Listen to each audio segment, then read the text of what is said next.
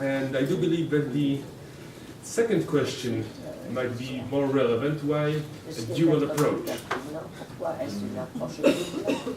I like to call it the two-headed approach, in which the first head are the procedural provisions which deal with the proceedings in a given case. I will concentrate on criminal proceedings in my presentation due to the context of the directive and the QUALETRA scope. However, most of what I'm going to say holds true also for other types of proceedings, such as labor proceedings, contract law, or torts. And the second head is the organization of the profession, in which, in this case, being the profession of the translator. In Poland, this is a regulated profession called the sworn translator profession, and I will elaborate a bit in a moment. But first, I would like to present a little bit of context for the directive and for why the legal framework is constructed as it is. On the 30th of November 2009, the roadmap for strengthening procedural rights of suspected or accused persons in criminal proceedings was adopted. Originally, this roadmap consisted of 6 measures, and there were some changes along the way. The right to translation interpretation was designated Measure A. Because there was the least controversy and the least disagreement between the member states as to the scope and the need for such an instrument. The other measures being Measure B, which is the so-called letter of rights, and more formally it's the right to information upon arrest or detention. Measure C had a road accident and become split into 2 measures because there was some controversy on the scope of legal aid and how much of it should be part of legal advice in general, but it's beyond the scope of the conference here. The Measure D is the right to communicate with members of family, with employers, or other relevant persons upon arrest. And Measure E has really taken a life of its own, dealing with special rights of vulnerable persons, and some parts of it are already present in other measures. But the important thing is that the Directive 2010-64 is not a standalone measure. It's part of a wider and more complex legal framework which aims to create a minimum level of procedural rights for accused or suspected persons throughout Europe. With this context at the back of our heads, let us direct our attention to the Directive 2010-64 EU.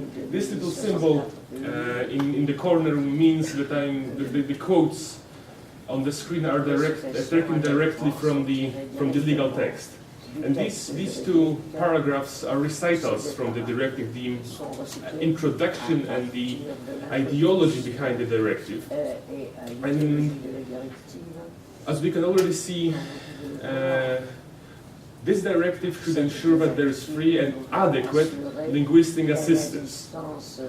And also member states should control the adequacy of the translation and interpretation, but we shall focus on translation in this point. This already, at the beginning of the directive, sets a framework for how the operative part of the directive should be understood and interpreted. And this is where the quality safeguards of the directive stem from. Article 3, Section 9 says the translation provided under this article, Article 3 dealing with translation as a whole, shall be of a quality sufficient to safeguard the fairness of the proceeding, in particular by ensuring that the suspected or accused persons have knowledge of the case against them.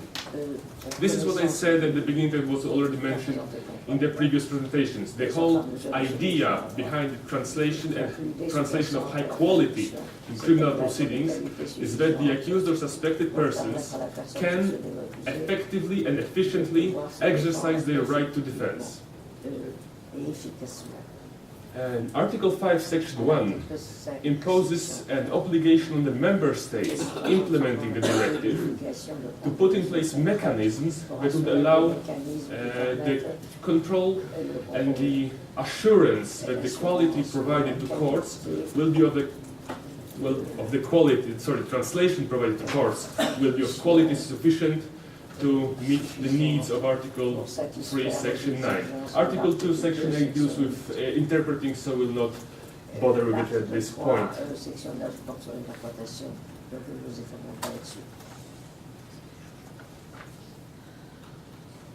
There are other requirements mentioned in the Directive 2010/64. Article 5, Section 2 requires that member states introduce a register or registers of independent translators. This has actually the aim of putting into place and putting into practice the more general requirement of adequacy. This is another obligation imposed on the member states implementing the directive. The directive requires that this register is made available to legal counsel and relevant authorities. However, as we shall see in a moment, the member states are free to provide more rights and more safeguards than required by the directive itself. Therefore, it might be already worth noting that perhaps the ideal implementation of this article would be if such a register was open to everyone, was made fully public, in that everyone who has not even officially been charged or suspected or has appointed a defense counsel can consult this register and can draw on the base of expert translators and interpreters. Also, Article 5, Section 3 states that member states shall ensure that interpreters and translators observe confidentiality. This is important because in some respect the role of translator and interpreter in criminal proceedings is very similar to the role of the defense counsel, in that they know very detailed particulars of the case details that could be detrimental or harmful to the accused or suspected persons if they were made public.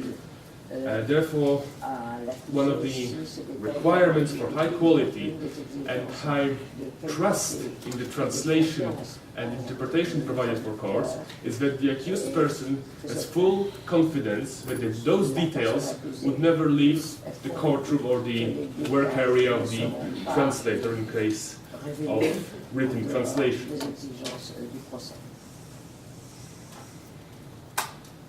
So in short, I would identify 4 areas in which the Directive 2010/64 imposes requirements. These are the requirements of adequacy, quality, implementing an official register of translators, and professional confidentiality. While the latter two might be self-explanatory, I believe that there should be a fine line drawn between adequacy and quality. I do believe that adequacy is a slightly broader term, in that quality deals with just that, quality of a given text or a given translation presented. Adequacy has a wider scope. It also covers the question which documents and in which types of proceedings should be translated, and whether there should be a choice between a translation and interpreting, and who should make the choice in a given case or a given type of proceedings. The time limit for member states to implement the directive lapses on 27th of October this year. Subsequently, member states will have to report to the European Commission on their progress and the way of the implementation of the directive. Some of the requirements of the directive, especially like Mr. Brannan just said a moment before, with relation to the quality of translation, can be vague. It has been brought to my attention that vague perhaps is not the best term in this place. I do not mean to say that the requirements are unclear in any way. I do mean to say that they are quite general. and they leave a wide scope of freedom for member states in the particular and specific applications of those requirements. Therefore, I do believe it is beneficial to still exchange experiences, good practices, and look at each other, meaning the member states' legal systems and how they deal with the implementation of the directive before the time frame for the implementation elapses. Obviously, each member state of the European Union has her own legal system, and there is no golden measure that could be applied exactly the same way to each of them.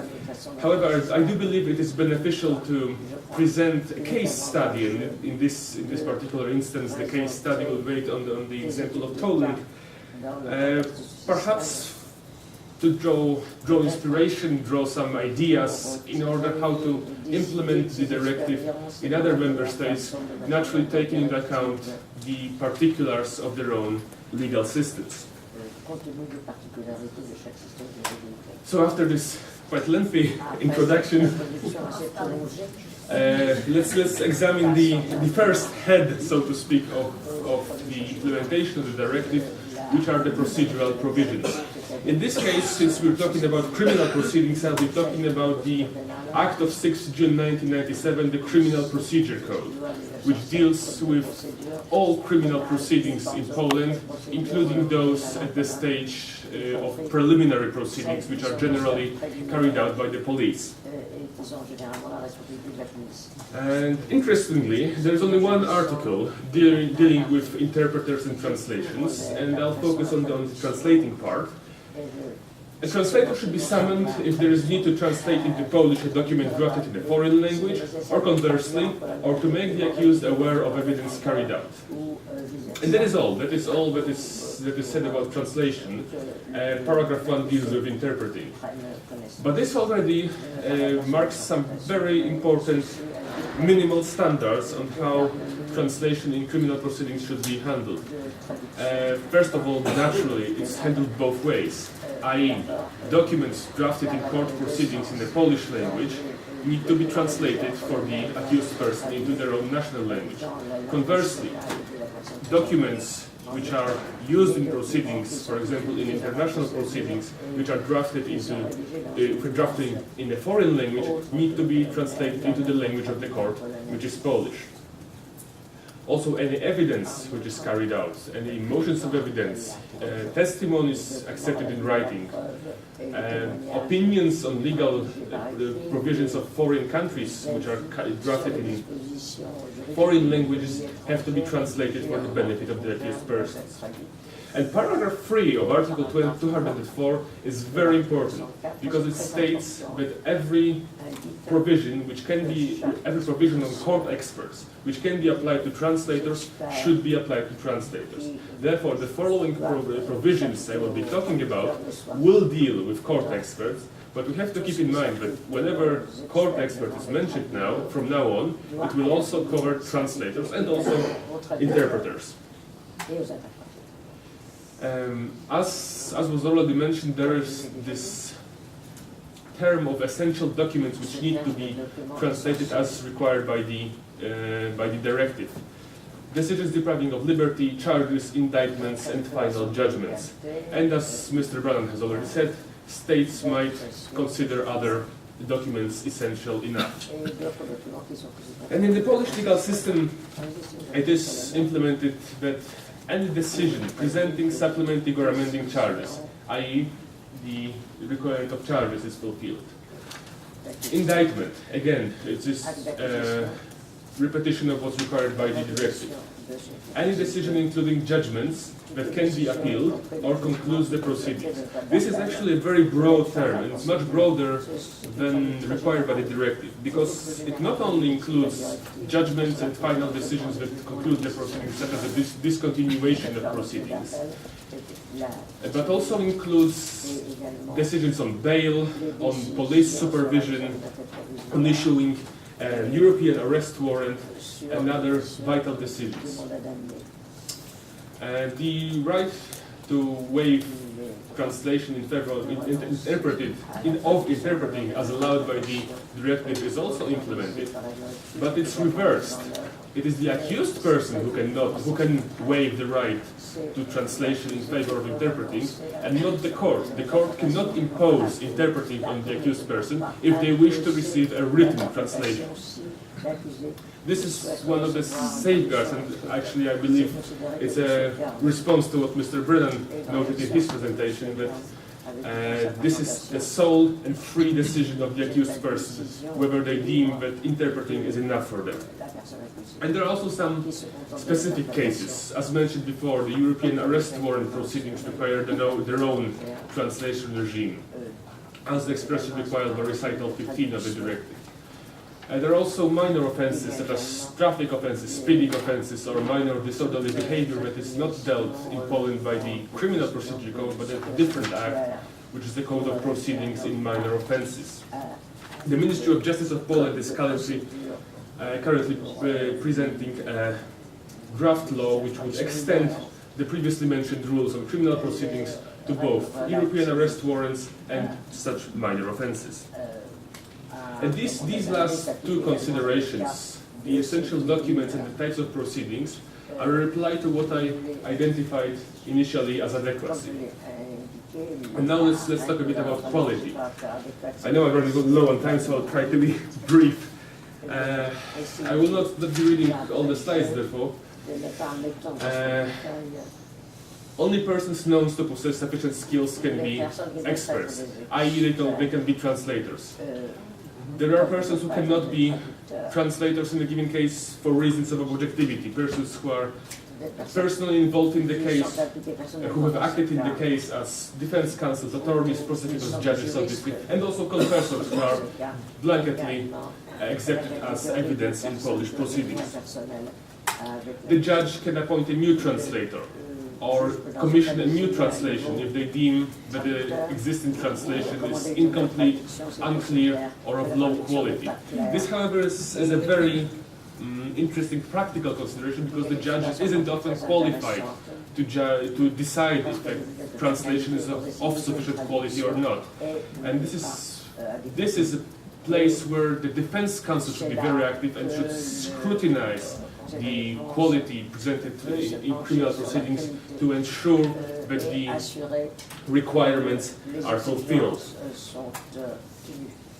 It is very important that the translator has access to the case file of the proceedings, because the most important prerequisite for a good translation is that the translator knows what he's translating. Often, if they're given a document taken out of context in the given case, they could translate it, one could say, well enough, but there is risk of missing some vital details and some vital broader perspectives that differentiate a good enough translation from a great one. And there are also some other practical considerations, such as appointing a single translator in a given case whenever possible. And there's also an unofficial document called the Sworn Translators Code, which I believe Ms. Zofia will talk about later today. And the other head is the organization of the profession, which unfortunately due to time constraints I have to skim over. However, before one can be entered into the register of sworn translator, one has to pass an entry exam, the written part of which is made of 4 parts, translated both into the Polish language and the foreign language the translator is attempting. And the passing grade requirement is quite high, as you can see, it's 75%. As this exam is difficult, and it should be difficult, so that only the most skilled persons are admitted into the profession. As you can see, in 2001, which is the latest available statistic, the pass ratio was around the 27% mark. There is an oath which every translator swears, but I will skim over it.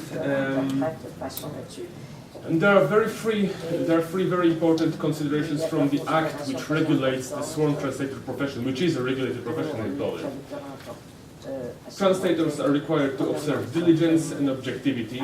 They have to keep confidential all information known in the case. And this is almost literally what is repetition of what is required by the directive. And there's a third very important requirement, which is the requirement of continual professional improvement of qualifications, which is especially important in the field of law. Again, a translator has to know what he's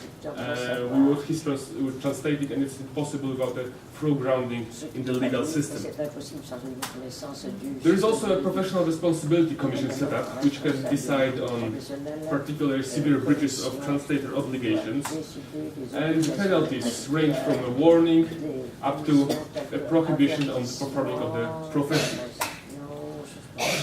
A quick brief look at the statistic which deal with the activity of the Professional Responsibility Commission in recent years.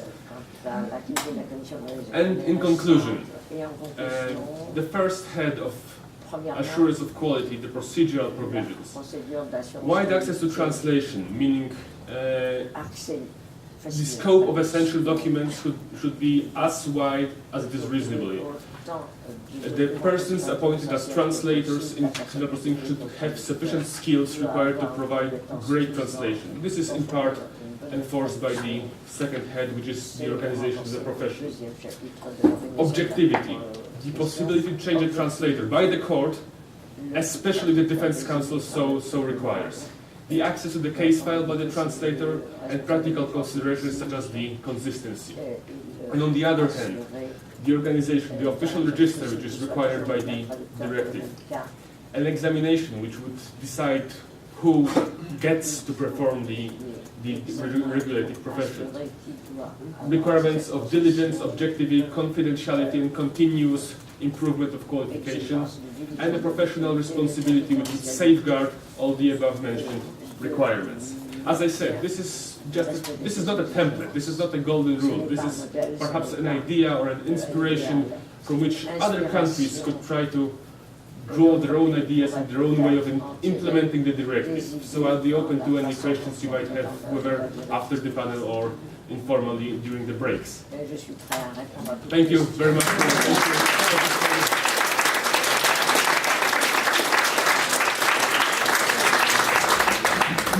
Thank you. Questions, comments? Good. Because I've got a couple as well. Maybe you can introduce yourself briefly. You say the name, surname, where you come from. Hello everybody, my name is Francisco Viquera, I come from the University of Alcalá. I would like to thank our speaker for the very interesting talk. And my question is on the exams leading to the accreditation of sworn translators in Poland. As far as I know, there is only one word in Polish for both translator and interpreter. So, by this word, it's implied that the professional must practice both activities. And my question is, do these exams include any specific test on interpreting? Yes, that's actually true. The Polish word tłumacz generally means both an interpreter and translator. The entry exam is composed of two phases. I only mentioned the written phase because we're talking about translation, but there is also an oral phase, which is the second phase. And the passing rate is much higher on the oral part because only the best. Okay, as I indicated from the audience, it's roughly the same. But generally, I would consider that the written phase is the most feared one. Naturally, it's easier to organize the written phase for more persons because they can write the text at the same time. While during the oral part, each person has